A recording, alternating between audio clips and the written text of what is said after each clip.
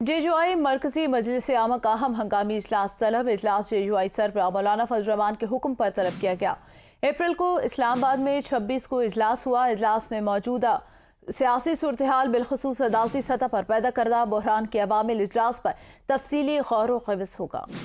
मौजूदा हालात के हवाले से मजबूत जमाती मौक़िफ़ का तयन भी किया जाएगा। आपको बताएं, इजलास 3 दिनों तक जारी रहेगा। ज़राए ने ऐसा कहा है। इजलास में मौजूदा सियासी सूरत हाल को भी मद्देनज़र रखा जाएगा। JJI मरकजी मजलिस आमला का अहम हंगामी इजलास तलब कर लिया है। इजलास JJI सरबराह मौलाना फजल रहमान के हुक्म पर तलब किया गया है, जबकि इजलास 26 अप्रैल को होगा। इजलास में मौजूदा सियासी सूरत हाल को मद्देनज़र रखा जाएगा और इस अदालती सतह पर पैदा करदा बहरान के अवामिल इजलास पर तफसीली गौर किया जाएगा। मौजूदा हालात के हवाले से मजबूत जमाती मौक़िफ़ का तयन भी किया जाएगा। आपको बताएं, JJI मरकजी मजलिस आमला का अहम हंगामी इजलास तलब कर लिया गया है। अपडेट करें आपको, JJI मरकजी मजलिस आमा का अहम हंगामी इजलास तलब किया गया। इजलास JJI सरबराह मौलाना फजल रहमान के हुक्म पर तलब किया गया।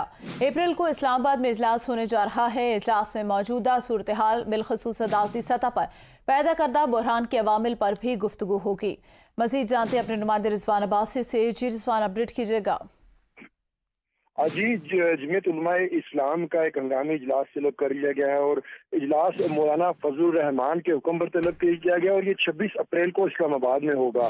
इजलास 3 दिन जारी रहेगा, जबकि इजलास में मौजूदा सियासी हाल बिलखसूस अदालती सतह पर पैदा करदा बहरान और अवामिल पर तफसीली गौर व गौश किया जाएगा और इजलास में जो मौजूदा हालात के हवाले से तयन भी किया जाएगा।